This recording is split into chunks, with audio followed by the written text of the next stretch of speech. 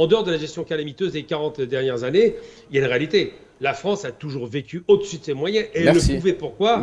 Parce qu'elle avait les colonies. C'est nous qui bouclions les comptes de la France. C'est nous qui donnions l'argent gratuitement aux Français par nos richesses. C'est nous qui travaillions gratuitement. C'est ça la réalité. C'est l'Afrique aussi avec le franc CFA, avec le fameux franc CFA. Oui, je dis nous au sens large du terme. Au sens large du terme. Donc la France bénéficiait de ses colonies. Elle avait donc moins de risques en termes budgétaires parce qu'elle avait de l'argent qui tombait du ciel.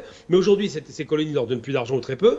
Et il se trouve qu'aujourd'hui, effectivement, avec une réduction des capacités industrielles, avec un endettement abyssal, avec une gestion calamiteuse, avec surtout un service de la dette qui est devenu le 3e poste de l'État, eh bien le PIB, c'est la capacité de créer des richesses, est dépassée par l'endettement.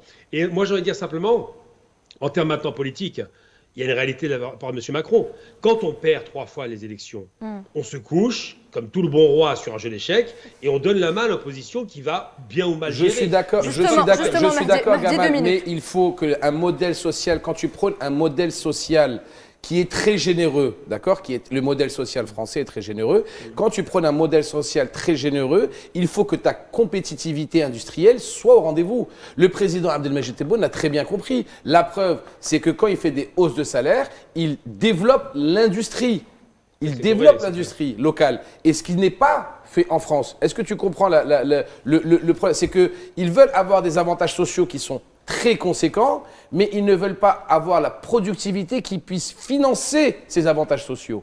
D'où la dette qui n'arrête pas d'exploser. Donc comme Michel Barnier demande 41 milliards d'économies sur sa loi de finances, enfin sur son budget de la sécurité sociale, en l'occurrence qui a été censuré, eh ben, il est obligé de le faire en tant que gestionnaire, parce que si tu ne le fais pas, tu vas continuer à accroître la dette. Et quand l'extrême droite se fend d'un message en disant « nous sommes contre ces économies », l'extrême droite joue à un jeu dangereux, très dangereux pour on va le dire, la perte complète de l'indépendance économique française. Parce que la France va continuer à emprunter à des taux énormes à la BCE ou aux organismes mondiaux et qui va ne faire que accroître encore et encore la dette française.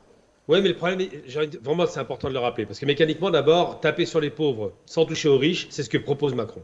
C'est-à-dire que la problématique aujourd'hui, c'est qu'il a levé tous les impôts pour les riches. On sait que le plus principal impôt populaire ou impopulaire a été levé, l'impôt sur les grandes fortunes. Et en même temps, il fait des cadeaux aux entreprises qui n'ont pas créé de richesse, ou très peu. Et en même temps, il parle, et il a menti là-dessus, puisqu'il en est incapable, de réindustrialiser le pays, alors qu'il a juste fait une usine de batteries au lithium. Donc quand on n'est pas capable de tenir des engagements et de faire en sorte de créer de la richesse sur le territoire en faisant des économies, non pas sur la société, sur le social, mais par exemple sur les postes comme l'armée. Pourquoi il a augmenté le budget à 400 milliards sur 5 ans? C'est complètement ridicule. La France n'est pas en guerre. Pourquoi est-ce qu'il perd de l'argent avec le service de la dette alors qu'il pourrait négocier un rééchelonnement ou simplement une annulation des intérêts de la dette? Ça, il ne le fera pas parce qu'effectivement, il répond au marché.